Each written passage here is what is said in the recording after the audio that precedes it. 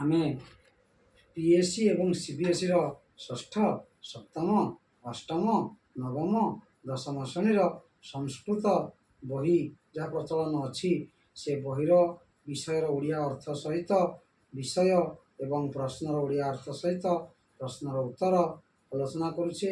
ଏହି କ୍ରମରେ ଆମେ ଆଜି ସପ୍ତମ ଶ୍ରେଣୀ ଓଡ଼ିଶା ଗଭର୍ଣ୍ଣମେଣ୍ଟର ପ୍ରଚଳିତ ଥିବା ସପ୍ତମ ଶ୍ରେଣୀ ବହିର ବନ୍ଦନା ଏବଂ ଋକାରାନ୍ତ ପୁଂଲିଙ୍ଗ ଶବ୍ଦ ଏବଂ ଇକାରାନ୍ତ ସ୍ତ୍ରୀଲିଙ୍ଗ ଶବ୍ଦ ବିଷୟରେ ଆଲୋଚନା କରିବା। ତେଣୁ ସମସ୍ତେ ମନ ଦେଇ ଶୁଣ। ବନ୍ଦନା। ତ୍ୱମେବ ମାତା ଚ ପିତା ତ୍ୱମେବ ବନ୍ଧୁଶ୍ଚ ସଖା ତ୍ୱମେବ ବିଦ୍ୟା ଦ୍ରବିଣଂ ତ୍ୱମେବ ସର୍ବଂ ମମ ଦେବ ଦେବ। ତୁମେ ହିଁ ମୋର ମାତା, ତୁମେ ହିଁ ମୋର ପିତା, ତୁମେ ମୋର ବନ୍ଧୁ ପୁଣି ତୁମେ ମୋର ସଖା, ତୁମେ ମୋର ବିଦ୍ୟା ପୁଣି ତୁମେ ମୋର ସମ୍ପଦ, ତୁମେ ମୋର ସବୁ କିଛି ହେ ଦେବ ଦେବ। ତାପରେ ଆଉ ଗୋଟିଏ ଶ୍ଲୋକ ଅଛି। ଅଜ୍ଞାନତିମିରାନ୍ଧସ୍ୟ ଜନଶଳାକୟା ଚକ୍ଷୁରୁନ୍ମିଳିତଂ ୟେନ ତସ୍ମୈ ଶ୍ରୀ ଗୁରବେ ନମଃ। ଅଜ୍ଞାନ ରୂପକ ତିମିର, ଯେଉଁ ଅନ୍ଧକାର ରହିଛି, ଅଜ୍ଞାନ ତିମିର ଅନ୍ଧସ୍ୟ ଜ୍ଞାନାଞ୍ଜନ ଶଳାକୟା, ଜ୍ଞାନ ରୂପକ ଅଞ୍ଜନ କଳା। ଶଳା ଶବ୍ଦର ଅର୍ଥ ହେଲା ଗୋଟିଏ ବାଡ଼ି ଦେହରେ ଟିକେ ଲଗେଇଦେବା। ତାହେଲେ ଚକ୍ଷୁର ଉନ୍ମିଳିତମ୍ ଯେନ, ଯାହାଦ୍ୱାରା ଚକ୍ଷୁ ଉନ୍ମିଳିତ ହୋଇଯାଏ, ଚକ୍ଷୁ ଖୋଲିଯାଏ, ଆଖି ଫିଟିଯାଏ, ଯାହାଦ୍ୱାରା ତସ୍ମୈ ଶ୍ରୀ ଗୁରବେ ନମଃ, ସେହି ଗୁରୁଙ୍କୁ ନମସ୍କାର। ତାପରେ ଆଉ ଗୋଟିଏ ଅଛି। ଅସତୋ ମା ସଦ୍ଗମୟ ତମସୋ ମା ଜ୍ୟୋତିର୍ଗମୟ ମୃତ୍ୟୁର୍ମା ଅମୃତଂ ଗମୟ। ଅସତ୍ୟରେ ନୁହେଁ, ସତ୍ୟରେ ଚାଲ। ମା ଶବ୍ଦର ଅର୍ଥ ହେଉଛି ନା। ତମସୋ ମା, ତମସରେ ନୁହେଁ, ଅନ୍ଧକାରରେ ନୁହେଁ, ଜ୍ୟୋତିର୍ଗମୟ, ଆଲୋକ ମାର୍ଗରେ ଚାଲ। ମୃତ୍ୟୁର୍ମା ଅମୃତଂ ଗମୟ, ମୃତ୍ୟୁ ନୁହେଁ, ଅମୃତ ମାର୍ଗରେ ଚାଲ। ଆମେ ଋକାରାନ୍ତ ପୁଂଲିଙ୍ଗ ଶବ୍ଦ ପଢ଼ିଲା ବେଳେ ଏଠାରେ କିଛି ଚିତ୍ର ଦିଆଯାଇଛି ଏବଂ ଚିତ୍ର ତଳେ କିଛି ପଦ ଅଛି, ତାକୁ ଆମେ ଅଭ୍ୟାସ କରିବା। ପ୍ରଥମ ଶବ୍ଦ ଅଛି ପିତା, ପିତା ପରେ ଦାତା, ଦାତା ପରେ ଭ୍ରାତା, ଭ୍ରାତା ପରେ ଭୋକ୍ତା। ଆଚ୍ଛା, ତମମାନେ ପିତା ଶବ୍ଦ ଜାଣିଥିବ, ବାପା। ଦାତା ହେଉଛି ଯିଏ ଦାନ ଦେଉଛି, ସିଏ ଦାତା। ଯିଏ ଗ୍ରହଣ କରୁଛି ସିଏ ଗ୍ରହୀତା। ଭ୍ରାତା, ଦୁଇ ଭାଇ ଅଛନ୍ତି। ଭୋକ୍ତା, ଯିଏ ଖାଦ୍ୟ ଖାଉଛି ସିଏ ଭୋକ୍ତା, ଭୋଜନ କରେ ଯିଏ ଭୋକ୍ତା। ଏଠି ଆସିଲା ଜାମାତା, ଜାମାତା ହେଉଛନ୍ତି ଜ୍ୱାଇଁ। ଆଉ ଏସବୁ ହେଉଛି ଋକାରାନ୍ତ ଶବ୍ଦ, ଅର୍ଥାତ୍ ଜାମାତୃ ଶବ୍ଦରୁ ଇଏ ତିଆରି ହେଇଛି, ଭ୍ରାତୃ ଶବ୍ଦରୁ ତିଆରି ହୋଇଛି, ଭୋକ୍ତୃ ଶବ୍ଦରୁ ତିଆରି ହେଇଛି, ଦାତୃ ଶବ୍ଦରୁ ତିଆରି ହେଇଛି। ଏଇଟା ବକ୍ତୃ ଶବ୍ଦରୁ ବକ୍ତା ହେଇଛି, ଯିଏ ଭାଷଣ ଦିଏ। ସବିତୃ ଶବ୍ଦରୁ ସବିତା ହେଇଛି, ସୂର୍ଯ୍ୟଙ୍କର ଅନ୍ୟ ନାମ। ଶ୍ରୋତୃ ଶବ୍ଦରୁ ଶ୍ରୋତା ହେଇଛି, ଯିଏ ଶୁଣେ। ତାପରେ ହୋତା, ହୋତା ଯିଏ ହବନ କରେ, ଅର୍ଥାତ୍ ଯଜ୍ଞ ଇତ୍ୟାଦିରେ ଯିଏ ହବନ କରେ ବ୍ରାହ୍ମଣ, ସିଏ ହେଲେ ହୋତା। ହୋତୃ ଶବ୍ଦ ସେମିତି ଦ୍ରଷ୍ଟୃ ଶବ୍ଦରୁ ହେଇଛି ଦ୍ରଷ୍ଟା, ଯିଏ ଦେଖେ ସିଏ ଦ୍ରଷ୍ଟା। ଅଭିନେତା, ଯିଏ ଅଭିନୟ କରେ, ଆକ୍ଟିଂ କରେ, ସିଏ ଅଭିନେତା। ତାପରେ ବିଜେତା, ଯିଏ ଜିତିଥାଏ, କୌଣସି ଖେଳ ହଉ, ଏ ପିଲାଟି ଖେଳ ଜିତିଛି, କ୍ରିକେଟ ଖେଳ, ଯିଏ ଖେଳ ଜିତିଛି, ଯିଏ ଜିତିଥାଏ ତାକୁ କୁହାଯାଏ ବିଜେତା। ତାପରେ ବିଜେତୃ ଶବ୍ଦ ସେମିତି ବକ୍ତୃ ଶବ୍ଦରୁ ବକ୍ତା, ବକ୍ତା ହେଉଛି ଯିଏ ହଳ ଇତ୍ୟାଦି କରେ, ମଞ୍ଜି ବୁଣାଏ, ସିଏ ହେଲା ବକ୍ତା, ବକ୍ତା ପତପ୍ତ। ତାପରେ ବିକ୍ରେତା, ବିକ୍ରେତା ହେଲା ଯିଏ ବିକ୍ରି କରେ, ସିଏ ବିକ୍ରେତା। କ୍ରେତା, କ୍ରେତା ହେଉଛି ଯିଏ କିଣେ, ସିଏ ହେଲା କ୍ରେତା।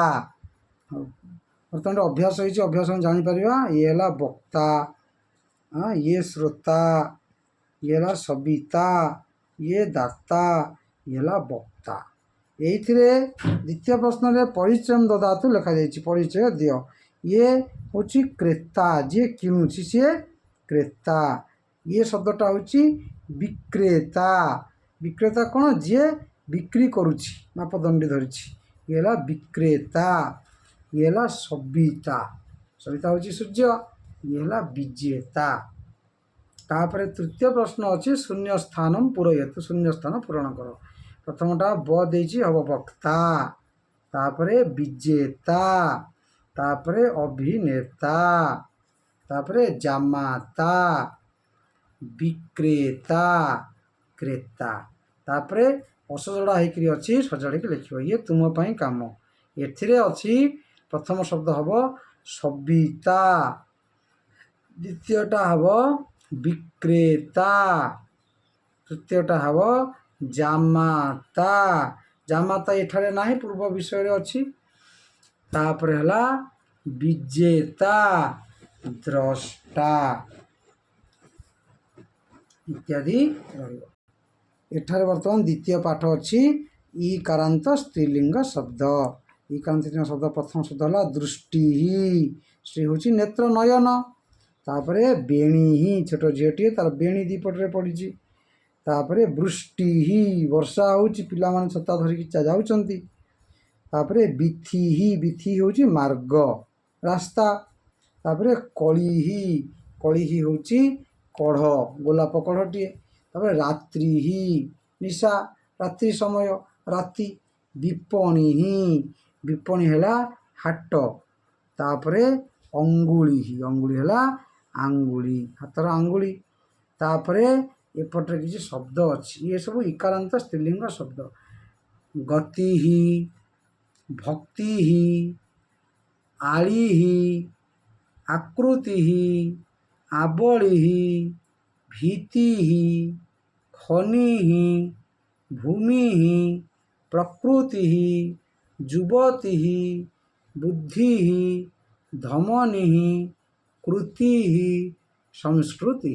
ଅର୍ଥ ଜାଣିବା। ଗତି, ଆମେ ଯେଉଁ ଯିବା ଆସିବା କରୁଛେ ସେ ଗତି। ଭକ୍ତି, ଭଗବାନଙ୍କୁ ଭକ୍ତି କରାଯାଏ। ଆଳିହି, ଏଇ କଳି ଶବ୍ଦ ଭଳି ଆଳି ଗୋଟିଏ ଶବ୍ଦ। ଆକୃତି, ଆକୃତି ହେଉଛି କାହାର ଆକୃତି କେମିତି, ରୂପ ବର୍ଣ୍ଣନା। ଆବଳି ହେଉଛି ଆମର ପେଟର ଉପରେ ଯେଉଁ ଶିରା ଇତ୍ୟାଦି ଥାଏ ତାକୁ ଆବଳି ବୋଲି କହନ୍ତି। ଭୀତି, ଭୀତି ହେଲା ଭୟ। ଖନି, ଖନି ଶବ୍ଦ ସାଧାରଣ ଭାବରେ ଖଣିଜ ପଦାର୍ଥ ଇତ୍ୟାଦିରେ ପ୍ରୟୋଗ। ଭୂମି, ଭୂମି ମାଟି। ପ୍ରକୃତି, ପ୍ରକୃତି ଆମର ମା। ଆଉ ଯୁବତୀ, ଝିଅଟିଏ, କିଶୋର ଅବସ୍ଥା ପରେ ଯୁବତୀ ଅବସ୍ଥା। ତାପରେ ବୁଦ୍ଧି, ବୁଦ୍ଧି ଆମର କେତେ ଅଛି, ସେ ହେଉଛି ବୁଦ୍ଧି, ମାନସିକ ଅବସ୍ଥା। ଧମନି, ଧମନି ଶିରା, ଏସବୁ ବିଜ୍ଞାନରେ ଆସିବ। କୃତି, ଆମେ କ'ଣ କରୁଛେ, ସେ ହେଲା କୃତି। ସଂସ୍କୃତି ହେଲା ଆମର ପରମ୍ପରା, ଭଲ ଭାବରେ ଯାହା କରାଯାଏ ତାହା ସଂସ୍କୃତି, ଯାହାକୁ ଇଂରାଜୀରେ କଲଚର ବୋଲି କୁହାଯାଏ। ତାପରେ ଏଠି ଆମେ ଦେଖିବା କିଛି ଶବ୍ଦ ଅଛି। କଟିହି, ଅଣ୍ଟାକୁ କଟି ବୋଲି କୁହାଯାଏ। ଆଟିହି, ଆଟି ହେଉଛି ବତକଟିଏ। ତାପରେ ମୂର୍ତ୍ତି, ଇଏ ଗୋଟେ ମୂର୍ତ୍ତି ବୁଦ୍ଧଦେବଙ୍କର। ପ୍ରଣତି, ନମସ୍କାର କରୁଛି, ପ୍ରଣତି। ଏଠି ଆମେ ମିଶେଇବା, ଏଇଟା ହେଲା କଟି, ଏଇଟା ବିପଣି, ଏଇଟା ଦୃଷ୍ଟି, ଅଙ୍ଗୁଳି, ଇଏ ହେଲା କଳିହି। ବର୍ତ୍ତମାନ 3 ନମ୍ବରକୁ ଯିବା। 3 ନମ୍ବରରେ ଇଏ ଅଛି ଜନନୀ। ଏଇଟା ନମତି ଲେଖା ହେଇଛି, ଏଇଟା ଇଏ ହେଲେ ଜନନୀ, ପିଲାଟିଏ ନମସ୍କାର କରୁଛି। ଏ ଶବ୍ଦ ହେଉଛି ଜନନୀ ହେଲେ ଦୀର୍ଘଇକାରାନ୍ତ ଶବ୍ଦ। ତାପରେ ଏଠି ପ୍ରଣମତି, ଏଇ ଯେଉଁ ପୂର୍ବ ପେଜରେ ଶବ୍ଦଟିଏ ଅଛି ପ୍ରଣତି, ପ୍ରଣତି ହିଁ ଶବ୍ଦ ଏଇ ଜାଗାରେ ପ୍ରୟୋଗ ହେବ। ନମତି ଶବ୍ଦ ମଧ୍ୟ ଲାଗିପାରିବ, ସମାନ ଅର୍ଥ। ଆଟିହି, ଆଟିହି ହେଉଛି ବତକ। ଇଏ ହେଲା ବେଣୀ, ପିଲାଟିର ବେଣୀ। ଇଏ ହେଲା କଳିହି, କଢ଼ିଟିଏ। ତାପରେ ଏଠି ଶବ୍ଦ ଲାଗିବ ଆବ ଅଛି, ରିହି ଲାଗିବ ଆବଳିହି। ରାତ୍ରି, ପ୍ରଣମତି। ତାପରେ କଳିହି, କଢ଼। ବୃଷ୍ଟି, ବର୍ଷା। ବିଥି, ଏସବୁ ଶବ୍ଦ ଅଛି। ଶୁଦ୍ଧମ୍, ଶୁଦ୍ଧ ପଦମ୍ ଲିଖନ୍ତୁ। ଶୁଦ୍ଧ ପଦ ଲେଖିବା ପାଇଁ ଦେଇଛି। ଏଇଟା ହେଉଛି ଦୃଷ୍ଟି। ତାପରେ ଭକ୍ତଃ, ତାପରେ ନୀତି, ତାପରେ ଆବଳି, ତାପରେ କଟିହି, ତାପରେ ମୂର୍ତ୍ତି। ଏହି ସପ୍ତମ ଶ୍ରେଣୀର ପାଠ ଯଦି ଆପଣମାନଙ୍କୁ ଭଲ ଲାଗିଥିବ ତାହେଲେ ଆପଣମାନେ ଲାଇକ୍, ସେୟାର, ସବସ୍କ୍ରାଇବ୍ ଏବଂ କମେଣ୍ଟ କରିବେ।